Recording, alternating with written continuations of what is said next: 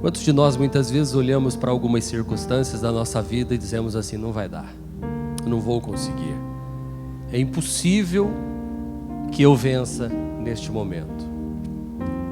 E muitas vezes a gente chega à igreja abatido, cansado, com um pensamento insistente de fracasso. E a gente canta canções como essa e diz assim: meu Deus não vai falhar, meu Deus não falhará. E aí a gente volta para casa, sabe como? Fortalecido pelo Senhor, amém? Fortalecido pelo Senhor. O Senhor é a nossa força, o Senhor é a nossa esperança, o Senhor é o nosso escudo, o Senhor é o nosso guarda fiel, o Senhor é nosso advogado, é nosso médico, é o amigo verdadeiro, é aquele que não perde uma causa, é aquele que não abandona os seus, é aquele que caminha conosco, é aquele que um dia voltará para nos buscar, mas não nos deixou sozinho porque enviou o Espírito Santo, e Ele está conosco todos os dias até a consumação dos séculos. O nosso Senhor não é aquele que olha para um filho e diz: não te quero mais, porque é impossível que Deus faça isso, porque o Senhor disse: ainda que uma mãe esqueça do seu filho, ainda isso que seja impossível, mas pode ser que uma mãe se esqueça, todavia o Senhor não esquece de você. Deus te trouxe aqui hoje, Deus está falando com você que está aí acompanhando pelas redes sociais, e eu quero mandar o meu abraço para você, abençoar a sua vida e louvar a Deus por você também. A você que está conosco hoje pela primeira vez, não é em vão você ter vindo aqui hoje. De toda a história da sua vida, estar aqui hoje pela primeira vez é algo que vai mudar sua vida. Eu tenho que dizer isso para você, porque você não sairá deste lugar da mesma forma que você entrou. Pode ter certeza disso. Você pode até não aceitar, mas que você vai ser impactado, ou que você já está sendo impactado, eu tenho certeza disso. Porque Deus habita no meio dos louvores, e estes louvores que foram cantados aqui exaltam a Deus. Aliás, eles declaram quem Deus é. Nosso Deus é aquele que se faz presente. Ele é aquele que, para Ele não conhece a palavra impossível, porque todas as coisas são possíveis para Ele. Ele pode fazer, Ele vai fazer, se você confiar. E é sobre isso que eu quero falar na noite de hoje. Como vencer nos dias maus. Nós sabemos que o nosso país atravessa dias difíceis. A nação está doente. Não precisa ser muito inteligente para saber que o nosso país chegou num ponto de UTI. Um ponto em que parece que não dá mais. Mas quando a gente fala assim de país, parece que não é com a gente fica mais abismado e assustado quando alguma coisa acontece na casa da gente, com a gente, com o filho, com a filha, aquele filho que você amamentou no seu seio, a filhinha que você amamentou, e agora este filho e esta filha só falta te bater se já não bateu. Só falta te agredir se já não agrediu. Só falta ir embora se é que já não foi. Quando o dia mau chega pra gente, o dia do diagnóstico médico, o dia da má notícia, a má notícia, tem dia de má notícia, tem dia de, você foi escolhido para ser desligado da empresa. Esse é o dia da má notícia. Passe no departamento pessoal, faça o exame médico, você está demitido da empresa. Tem o dia mau no casamento. Tem dia mau no casamento, quando você que depositou sua confiança ou colocou suas fichas no relacionamento e de repente você é machucado, ferido, humilhado, judiado. E você diz: eu não mereço isso, Deus. Eu não me casei para isso. Homens e mulheres que sofrem no casamento. Dia mau. Dia mau quando o médico diz que a enfermidade é horrível e tem até um nome, é maligno, não é benigno. Eu não sei qual enfermidade que é benigna, né? Mas é tão ruim a outra que quando é mais branda é benigna. E aí isso machuca, assusta. Todas estas coisas que acontecem a nível de nação e acontecem a nível de família e a nível pessoal, são coisas que todo homem, toda mulher passa, porque nós estamos no mundo caído. Por que existem coisas más? Porque nós estamos no mundo caído. Adão e Eva viraram as costas para Deus, depois disso é morte.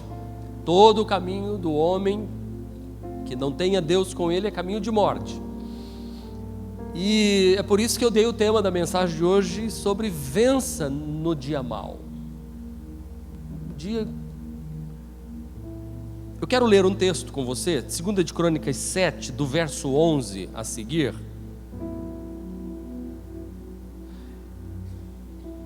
Eu vou ler esta passagem junto com você, eu quero que você preste muita atenção. Eu vou ler até o verso de número 15. Quando Salomão acabou de construir o templo do Senhor, o palácio real, executando bem tudo o que tinha em mente, de realizar no templo do Senhor e em seu próprio palácio, o Senhor lhe apareceu de noite e disse: ouvi a sua oração e escolhi este lugar para mim, como um templo para sacrifícios. Se eu fechar o céu para que não chova, ou mandar que os gafanhotos devorem o país, ou sobre o meu povo enviar uma praga, se o meu povo, que se chama pelo meu nome, se humilhar e orar, buscar a minha face e se afastar dos seus maus caminhos, dos céus o ouvirei, perdoarei os seus pecados e curarei a sua terra. De hoje em diante, os meus olhos estarão abertos e os meus ouvidos atentos às orações feitas neste lugar. Senhor, fala-nos ao coração nesta noite de hoje. Nós queremos ouvir Tua voz e queremos sair daqui fortalecidos pelo Senhor neste tempo de dias maus, Senhor. E eu sei que muitos aqui estão enfrentando dias ruins, dias de trevas e dias de que precisa de uma força do Senhor e de uma resposta do Senhor. Então faz isto na noite de hoje, assim eu te peço, em nome de Jesus. Amém, Senhor. Amém. Eu começo dizendo que Deus não habita em templos feitos por mãos de homens. O próprio Deus diz isso. Mas quando o rei Davi, escolhido por Deus para ser rei de Israel, construiu uma casa para ele, um palácio para ele, e viu que a arca da aliança, que era o símbolo da presença de Deus, ficava numa tenda lá fora, ele teve uma ideia e disse: eu não posso, eu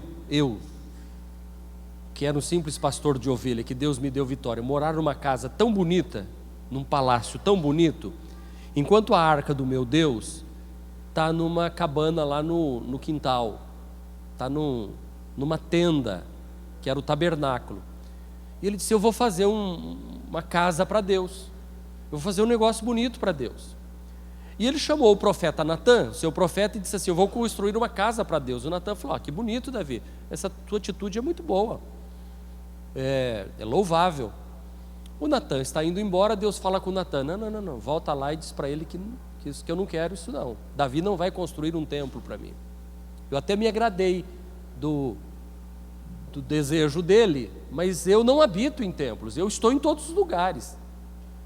O Natã voltou e disse: Davi, Deus falou para você não construir o templo, você não construirá o templo para Deus, porque suas mãos estão sujas de sangue, você matou muita gente na guerra, e Deus não vai aceitar que você construa um templo para Ele. Mas Deus disse que gostou do que você pensou. Então o seu filho, que vai nascer de você, vai construir o templo. E o Davi, como um homem humilde, passou o resto da sua vida juntando ouro, juntando prata, pedras preciosas, desenhando, arquitetando, fazendo medidas, trazendo madeira, trazendo pedras. E quando ele morreu, ele deixou os cofres do governo abarrotados de ouro, de prata, de pedras preciosas, de madeira, de ferro, de tudo que era necessário para construir o templo, toda a planta pronta, o projeto arquitetônico. E então Salomão, o filho dele, o homem dotado de sabedoria, construiu esse templo, do jeitinho que o pai tinha projetado, e exauriu todo o dinheiro do cofre, mas construiu o que era uma das 8 maravilhas dos dias de então. Era algo lindo. Inclusive a rainha de Sabá, quando vai visitar Salomão, para conhecer o templo, conhecer os palácios e conhecer a vida nababesca, de realeza que Salomão vivia, ela usou a expressão que muitos usam hoje num galanteio, né, quando quer namorar alguém que não conhece, que conhece a distância, e diz assim: não é nem a metade do que me falaram, é muito mais bonito. Ela disse isso para Salomão, e disse assim: tudo que me falaram não é nem a metade do que os meus olhos viram aqui neste lugar. Salomão, quando vai inaugurar este templo, ele faz sacrifícios a Deus, um negócio bonito, tinha música, tinha orquestra, era um fenômeno realmente que deixava de queixo caído qualquer rei daqueles dias. E no momento que ele está consagrando este templo, Deus então se manifesta. A glória era tão grande que eles passaram 23 dias numa festa consagrando este templo, fazendo holocaustos, sacrifícios, banda tocando. Foi assim um empoderamento, as mulheres empoderadas, os homens incendiados, os jovens incendiados. A festa durou 23 dias, e nessa festa Deus vem e se manifesta e fala com Salomão, justamente isso que nós lemos aqui. Deus diz assim: olha, eu consagrei este lugar para o meu nome esteja nele, eu estou chancelando isso, meus olhos e o meu coração estarão sempre voltados para este lugar. E se acontecer que em algum momento vier sobre a terra, a chuva não vier dos céus, os céus estiverem fechados, os gafanhotos devorarem a terra, se uma praga vier sobre vocês, por erros e por falhas de vocês,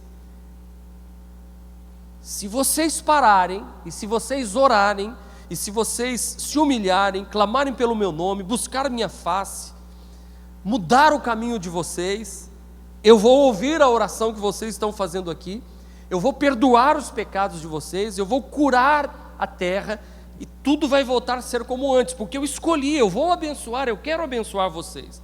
Se vocês têm que andar, o verso 17, e se você andar segundo a minha vontade, como teu pai Davi fez, tudo que eu lhe ordenei, e se você obedecer os meus decretos, as minhas leis, eu vou firmar o seu trono, a minha aliança que eu fiz com Davi, seu pai, vai ficar com você, você nunca deixará de ter descendentes para governar Israel, mas,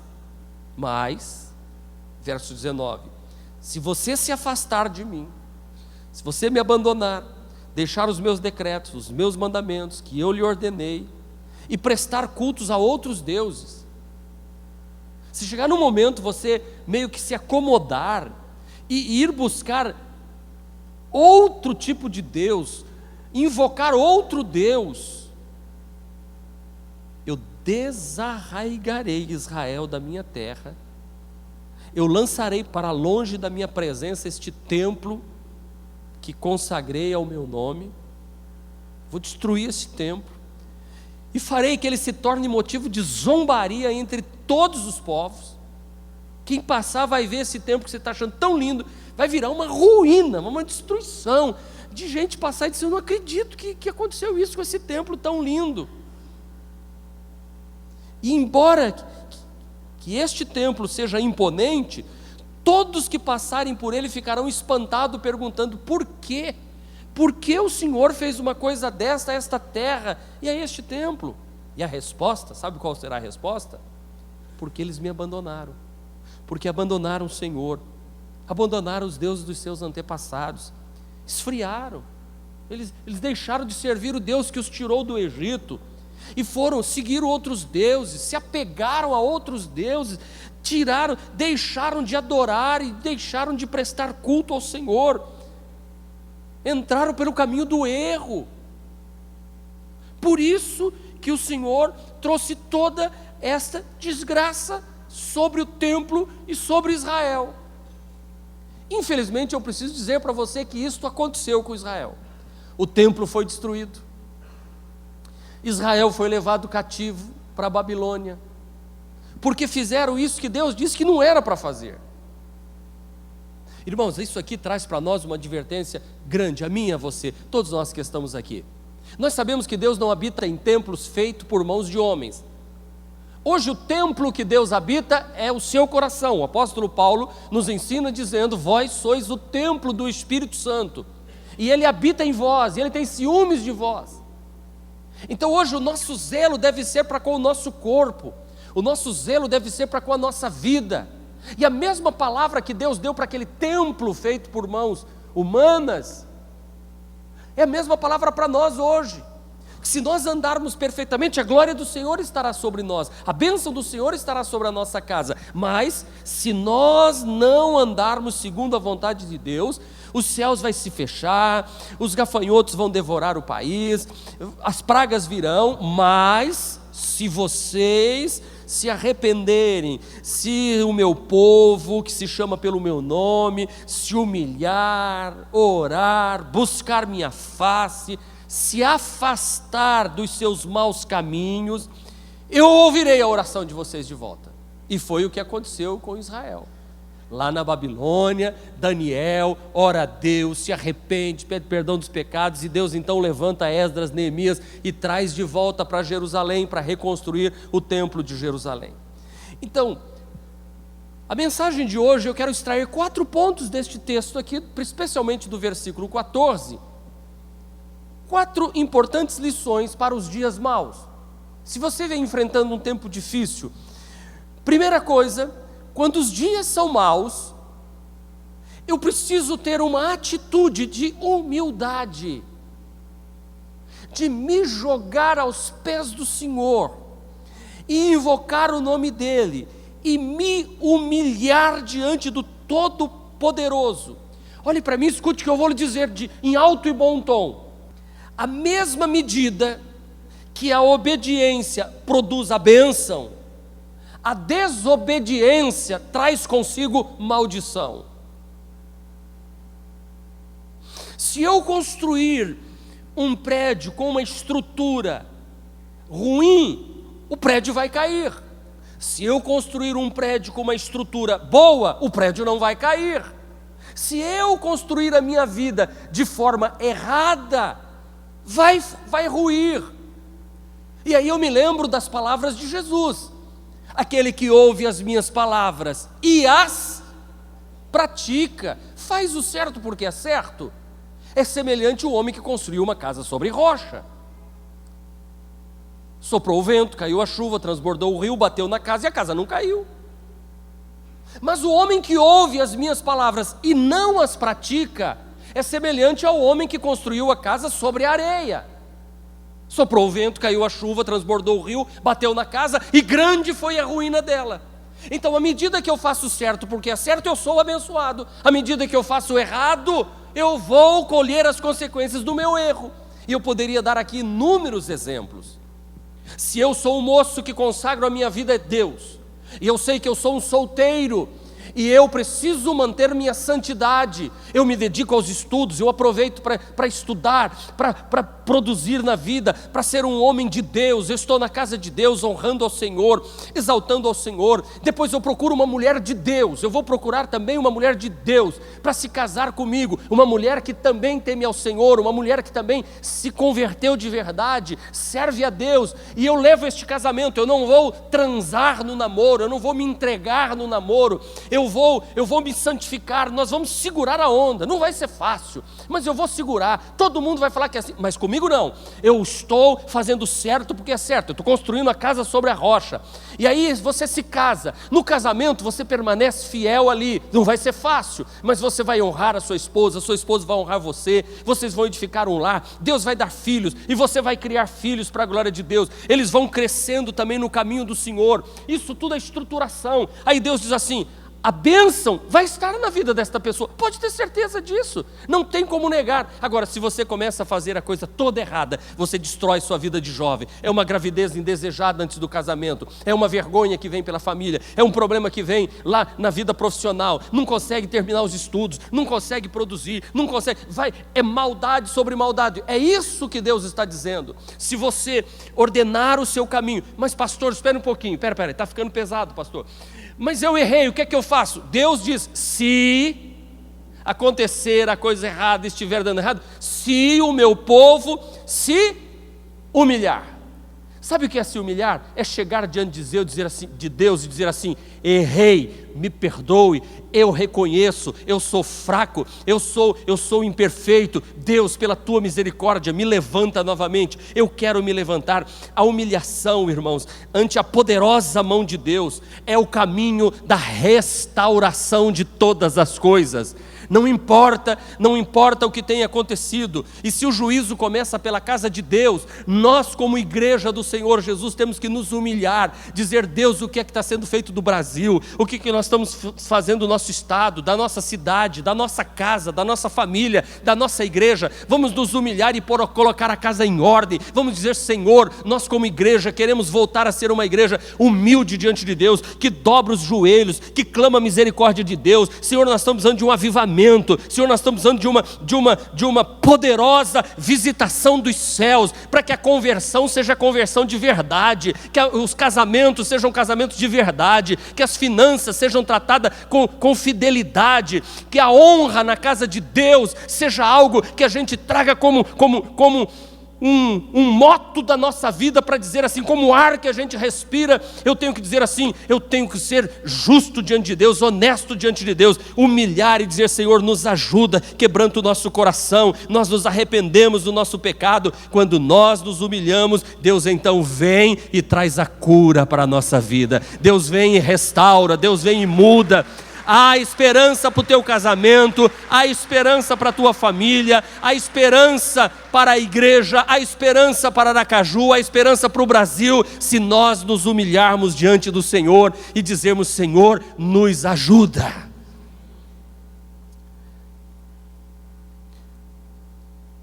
Só uma igreja quebrantada pode realmente experimentar o mover de Deus sobre os seus membros.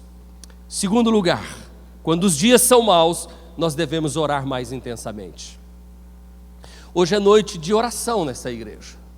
Hoje é noite que nós reservamos para buscar a Deus, mas não pode se resumir a nossa oração a este culto desta noite. É lindo ter uma noite da vitória como essa, temos perto aqui de 600 pessoas aqui na noite de hoje, uma noite de quarta-feira, isso é maravilhoso. Mas a palavra de Deus diz assim, se o meu povo que se chama pelo meu nome, orar e me buscar. Vamos ler juntos? Se o meu povo que se chama pelo meu nome. O pecado, irmãos, produz sofrimentos para a família, para a igreja, para a nação, mas a oração abre as portas para a restauração. Amém? Oração, os casais orando juntos, os pais orando com os seus filhos juntos. Hoje eu acordei pela manhã, dobrei os meus joelhos e eu orei pela minha família, eu orei pela vida do meu netinho, meu benzinho querido, orei pelo dia, orei, cheguei na igreja, orei novamente, e hoje, ao preparar esta mensagem à tarde, eu orei novamente, disse, Deus, eu quero orar diante de Ti, porque nós estamos vivendo um tempo de crise, e eu quero orar pelas ovelhas que o Senhor tem me dado. A oração vai abrindo o caminho. Quando uma igreja se prostra para orar, os céus se abrem e os anjos descem para nos abençoar, irmãos. Nunca perca a sua confiança e a sua certeza de que Deus ouve e que Deus responde oração. Um crente que ora e não espera a resposta de Deus está zombando de Deus, porque Jesus disse, tudo quanto em meu nome pedirdes ao Pai, crendo, Ele vai lhe conceder, Ele vai dar a você. Quando a igreja ora, irmãos, as coisas acontecem. A oração, deixa eu dizer, é a maior arma de um crente. A oração é a maior arma de uma igreja. A oração é a maior arma de uma nação. Um homem em oração, ninguém derruba ele. Uma mulher de oração, ninguém derruba ela. Um pastor de oração, a igreja avança, a igreja cresce, a igreja conquista, a obra vai. A oração põe para correr os demônios. A oração põe para correr as obras das trevas, porque quando eu oro, eu me torno forte, e quando eu me torno forte, eu me levanto para vencer todas as astutas ciladas do diabo. Quando eu oro, Deus revela. Quando eu oro, Deus mostra onde está o erro. Quando eu oro, o mal tem que sair em nome de Jesus. Se o meu povo se humilhar, se o meu povo orar, se o meu povo me buscar, Deus está dizendo o seguinte: eu estou aqui. Se vocês estão se dando mal e estão enfrentando dias maus, é porque vocês se afastaram de mim. Mas se vocês se voltarem para mim, eu os abençoo novamente. Que Deus maravilhoso é esse que nós servimos. A oração, meus irmãos, é a maior arma que nós temos. A oração, ela é revolucionária. A oração, ela é conectar-se com o trono de Deus. Quem ora se une a Deus. Oh, Espírito do Senhor. Olha, quando uma igreja se prostra em oração, ela experimenta a onipotência divina sobre ela. Quando uma igreja se prostra em oração, ela vê a face de Deus. Porque Moisés experimentou, quando orava, a glória do Senhor sobre a vida dele, e o rosto dele brilhava. E é assim que nós precisamos de crentes de oração, cujo rosto brilhe, que não seja rosto de derrotado, que não seja rosto igual do bêbado, que não seja rosto igual da prostituta, que não seja rosto igual do mercenário lá fora, mas que o rosto do homem e da mulher cristã, por causa da oração, seja um rosto que brilhe, que as pessoas olhem e digam assim: eu quero estar perto dessa pessoa, porque é uma pessoa de oração. Oração, a oração faz milagres acontecer. Aleluia. A oração é o caminho para a restauração, a oração é o caminho para o avivamento. Posso ouvir um amém da igreja? Quando os dias são maus, nós devemos abandonar os maus caminhos. Opa! Já me humilhei? Já orei? Pronto? Não.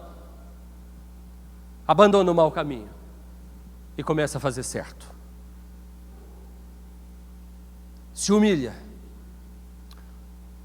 Ora. E muda de atitude, por favor. Mudança de mente. Mudança em todos os aspectos. Se estava cometendo um pecado e sabe que é pecado, pare de pecar. Se está prestes a pecar, foge do pecado. Foge. E você sabe que Deus está falando com você, que está na prática do pecado, que está desavergonhadamente na prática do pecado, e isso dói. Descarado,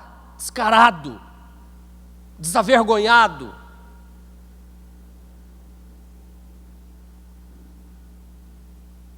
Muda o caminho, porque vai vir juízo.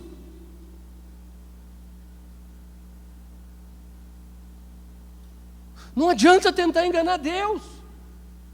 Deus não se ilude com conversa bonita. Não se engane, pastor Marcos Andrade. De Deus não se zomba, irmãos. Tudo o que nós semearmos, é duro dizer, não é? E eu não estou aqui batendo, eu estou apanhando. Porque eu tenho que pôr minha vida em ordem. Eu tenho que mudar meu caminho. Eu ia falar algumas coisas, eu vou fazer muitas coisas. Porque eu não vou aliviar para o meu lado, não. Porque eu estou muito longe de chegar no padrão que Deus quer que eu chegue. Como esposo, como pai, como pastor de vocês, como administrador desta igreja, como homem de 55 anos.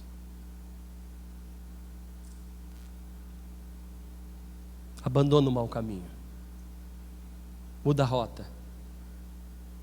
Sai desse caminho de morte. Sai desse caminho.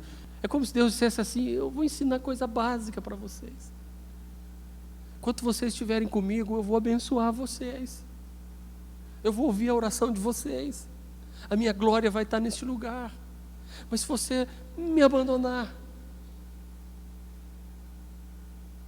aí virá a praga.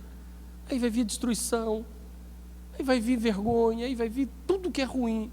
Mas, se você se humilhar, se você orar, e se você mudar o caminho, mudar de atitude, não é boa intenção, é atitude. Não, eu tenho intenção de fazer certo. Não, é fazer certo, não é intenção. O inferno está cheio de boas intenções.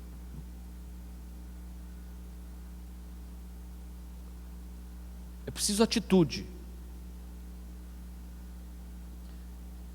E nós, você já ouviu aquela história assim, que outros podem fazer, mas você não pode? Já ouviram isso? Quem já ouviu isso? Você é crente. Nós conhecemos a verdade. O julgamento entre uma pessoa que está aqui hoje e uma pessoa que não ouviu nada disso é um. O nosso é outro. Sabia disso? Por isso sentar na cadeira da igreja é perigoso. Porque você aprende como tem que fazer certo e depois faz errado.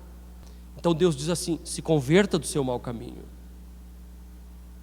O povo de Deus muitas vezes denuncia o pecado em público e não muitas vezes o pratica em secreto.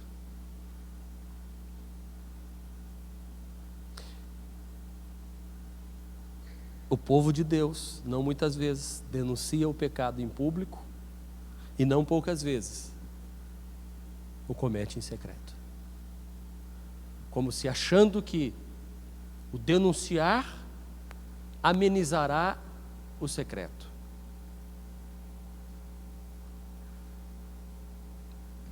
O que adianta ser luz que não ilumina? Jesus disse: não se acende uma candeia para botar debaixo de uma bacia.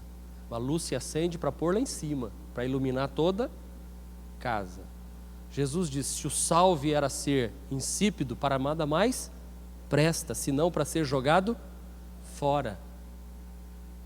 Apocalipse, a igreja de Laodiceia, Jesus diz assim: não é nem frio, nem quente, é morno. É crente, mas vai para o motel, é crente, mas rouba, é crente, mas é infiel, é crente, mas mente, não é crente, vai para a igreja, chora, dá o dízimo até, mas cara, cheio de pecado, cheio de... Sabe o que Jesus disse? Estou a ponto de vomitar-te da minha boca, você me causa náusea, diz Jesus. Por isso que diz assim: o sujo, suje-se mais ainda, e o limpo, limpe-se mais ainda. Não dá para ficar meio sujo, meio limpo. Ou é ou não é? Irmãos, ao pregar isso aqui sobre este púlpito, eu prego dizendo do que nós devemos fazer. E eu sei que aqui nesse auditório, todos nós temos muitas áreas para nos humilharmos diante de Deus e dizer: tem misericórdia de mim, Deus. Todos nós aqui precisamos ter uma vida mais intensa de oração diante de Deus, clamando pela misericórdia dEle, porque a oração nos fortalece.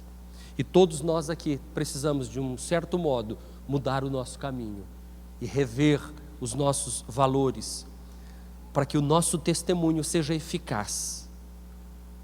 E eu quero concluir a mensagem de hoje, que quando os dias são maus, devemos nos voltar para Deus, pois Ele certamente se voltará para nós. Essa é a melhor parte. Olhe para mim. A mensagem tem que ser realista. porque Deus é real. E quando eu vou a Ele, em oração, humildemente, disposto a mudar minha conduta, na mesma hora, Ele se volta e me abençoa novamente. Porque olha o que Ele diz no verso de número 15. Então, diga então, eu ouvirei dos céus.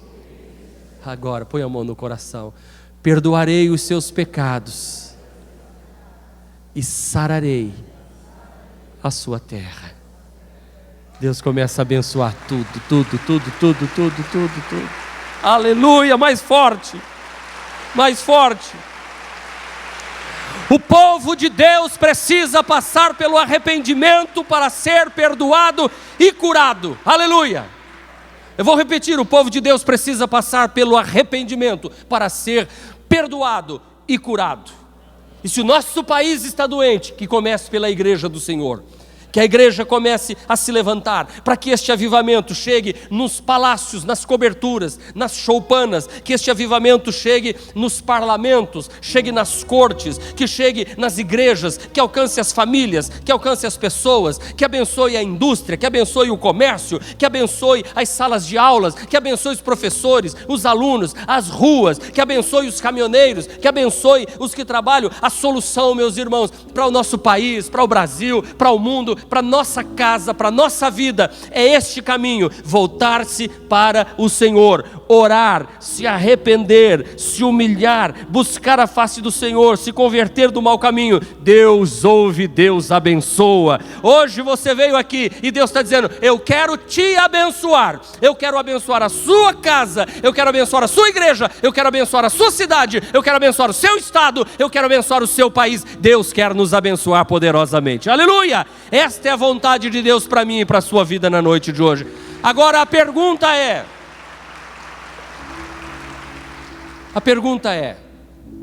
eu quero? Quero ou não? Ah não, pastor, a mensagem é muito dura para mim, não dá para mim. Certa vez um moço chegou para Jesus e disse assim: Jesus, o que devo fazer para herdar a vida eterna? Jesus diz: honra teu pai e tua mãe, falou os mandamentos. Ele falou assim: isso aí eu faço, Jesus, desde que eu era criancinha, sou criado na lei judaica, eu faço tudo isso aí. Jesus olhou para ele e disse assim: falta-te uma coisa, moço. Qual? Vai, vende tudo que você tem e dá aos pobres. Diz a Bíblia que aquele moço, que era possuidor de muitos bens, foi embora triste, porque era possuidor de muitos bens e não queria se desfazer dos seus bens. Aquele moço não quis. Às vezes nós também falamos que queremos, mas não queremos. Queremos a vida eterna, mas queremos só as coisinhas básicas: cantar, orar, vir à igreja, dar o dízimo, ofertar, voltar para casa, depois farra, igreja, e vai vivendo essa vidinha. Não. Falta-nos sempre alguma coisa. Devemos ser humildes para reconhecer: falta-nos alguma coisa. Todos aqui precisamos. Às vezes o céu está fechado sobre nós. Pode ser que esteja sobre nós um momento difícil da nossa vida, mas se orarmos, se nos humilharmos, se buscarmos a face do Senhor, se mudarmos o nosso caminho, Deus vai ouvir do céu e vai mudar e vai sarar. Vai sarar. Quando diz sarar, não é a enfermidade, porque muitos acham que eu estou doente, pastor, então é maldição. Não, é sarar a terra, é sarar a coisa que está errada, da doença geral, sarar esse mal do pecado dentro que está te destruindo e quer te destruir cada vez mais. Mas hoje Deus te trouxe aqui, Deus nos trouxe aqui, a mim, a você, a todos nós, para a gente dizer assim: humildemente, Senhor, eu peço tua ajuda, eu vou orar mais. Humildemente, Senhor, eu vou mudar o meu caminho. Eu estava indo por esse caminho, eu vou dar um basta nesse flertezinho com o pecado, nessa brincadeirinha que eu ando gostando. Eu vou dar um ponto final nisso. Eu vou tirar de diante de mim esses desejos. Eu vou fugir do pecado. Não é porque eu sou crente, eu sou quadrado. Não, é porque eu quero o bem para mim, eu quero viver bem, eu quero ser feliz. Eu quero andar certo, porque o certo dá certo. e a gente vive mais feliz. E o diabo está o tempo todo querendo que a gente faça errado, para dar tudo errado. Eu quero dizer para você, não importa o que passou, importa é você olhar agora. Deus vai abençoar.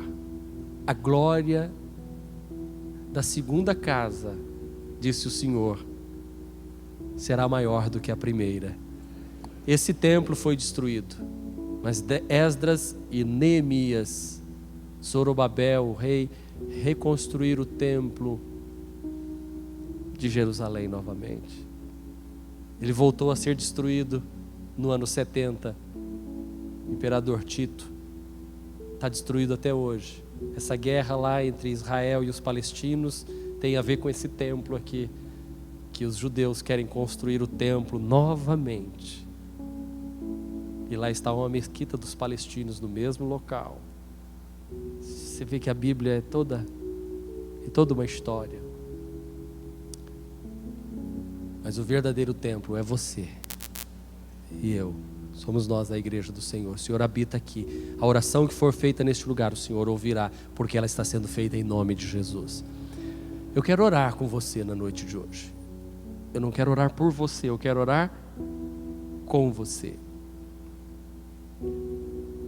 Se você quiser dobrar os joelhos, vamos fazer isso diferente na noite de hoje. Vamos nos humilhar diante de Deus e dizer: Senhor, eu me prostro. Se você não quiser, não precisa fazer. Mas se você quiser, vamos ter uma oração de joelhos dobrados pedindo a misericórdia de Deus. Eu quero orientar a sua oração. Peça a misericórdia de Deus por sua vida. Primeiro, comece por você. Depois peça a misericórdia de Deus pela sua casa. Pela sua casa. Depois peça a oração pela igreja. Deus, abençoa a igreja, abençoa os meus pastores, abençoa os irmãos, a liderança da igreja renovada. Abençoa nós todos aqui, Senhor. Depois eu quero orientar a sua oração para você orar pela cidade de Aracaju. Vamos clamar pela nossa cidade, pelo nosso estado, pelo nosso país. Vamos orar nesta hora. Comece a orar, não fique calado apenas de joelhos dobrados, mas invoque o Senhor, peça ao Senhor que ajude. Senhor, em nome de Jesus, como igreja, nós dobramos o nosso joelho nesta noite de oração, Senhor.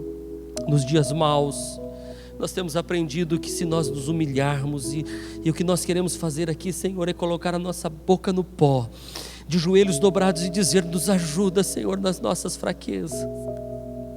Ajuda naquilo que nós não sabemos e naquilo que nós sabemos e não conseguimos. E nos ajuda naquilo, Senhor, que muitas vezes nós até gostamos.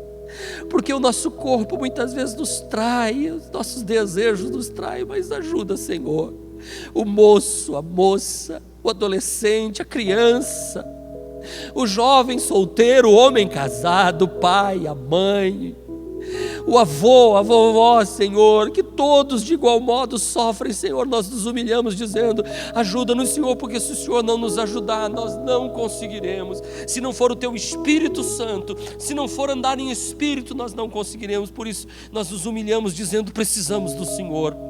E nós oramos intensamente pela nossa casa, oramos por nós mesmos, pedindo que o Senhor envie o Espírito Santo, e esta noite seja uma noite de perdão concedido.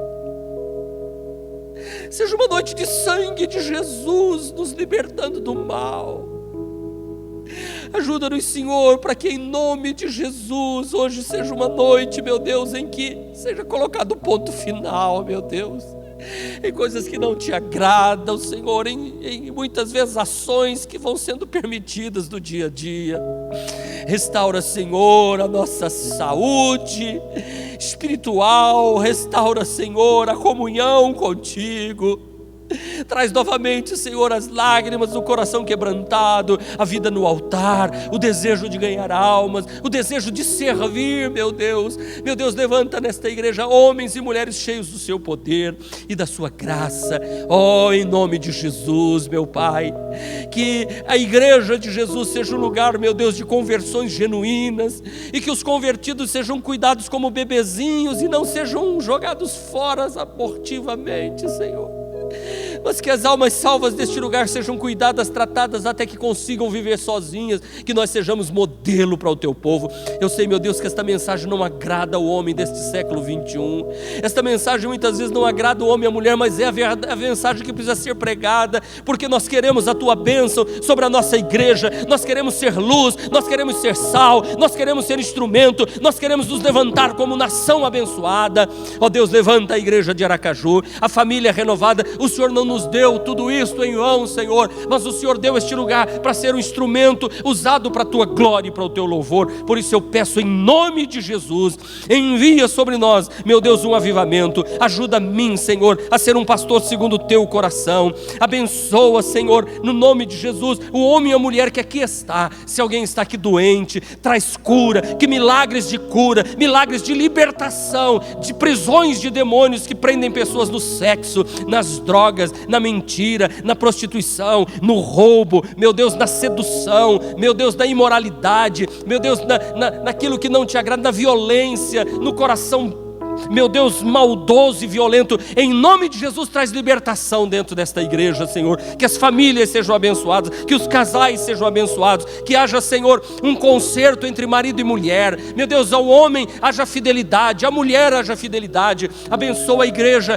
para que o povo seja fiel ao Senhor. O Senhor é fiel para conosco, então abençoa a cidade de Aracaju, as eleições que virão pela frente no nosso estado, a escolha, Senhor, dos governantes. Nós oramos pelo nosso estado, oramos pelo nosso país, pela nossa nação. Quando vamos votar, Senhor, não deixa, Senhor, a gente ser enganado, não deixa o teu povo, meu Deus, ser enganado, mas que nós tenhamos um coração firme e forte. Eu aproveito, meu Deus, com os meus joelhos dobrados, para orar, meu Deus, pela igreja espalhada pelo Brasil, pela igreja do Senhor, nos 4 cantos da terra. Que a bênção, que a graça do Senhor esteja sobre nós, meu Pai, em o nome de Jesus Cristo. Eu peço a tua unção, eu peço a tua graça, eu peço a tua misericórdia. Fica conosco, Senhor, que essa oração chegue aos céus e ouça o Senhor a nossa oração, porque está sendo feita em nome de Jesus. Que haja resposta dos céus e que o Senhor sare a nossa terra e que o Senhor cure as feridas e que o Senhor abençoe a nós todos neste lugar. Assim eu oro, assim eu abençoo e assim eu profetizo a tua bênção e a tua graça sobre o homem e a mulher que aqui está. Obrigado por esta noite, por este momento de oração,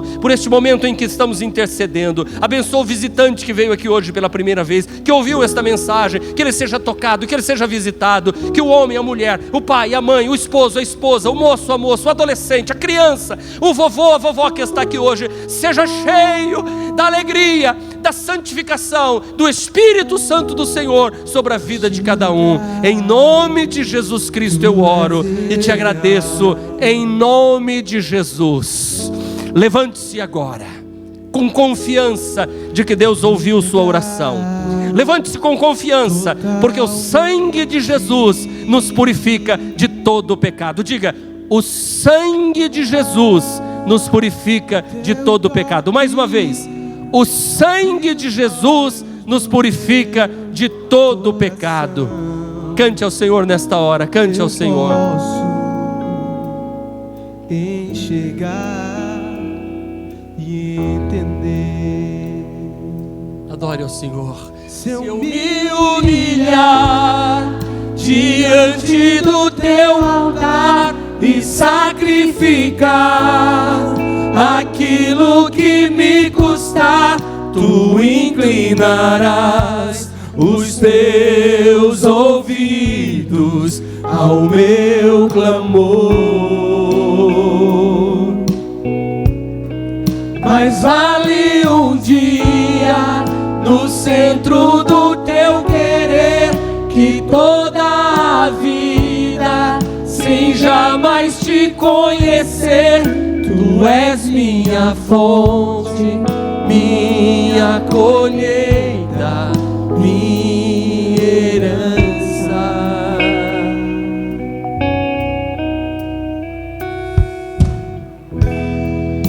Neste lugar, tu és real. Oh Espírito do Senhor, vou me entregar totalmente. Deixa Deus te visitar, querido. Deixa Deus te visitar nesta hora. Deus vai te fortalecer. Na adoração, Deus faz. Teu toque abriu os olhos do meu coração. Eu posso enxergar e entender. Se eu me humilhar diante do teu altar e sacrificar aquilo que me buscar, tu inclinarás os teus ouvidos ao meu clamor. Oh, tem misericórdia, Senhor. Mas vale um dia no centro do teu querer, que toda a vida sem jamais te conhecer. Tu és minha fonte, minha colheita, minha herança. Oh, glória a Deus. Oh, Espírito do Senhor.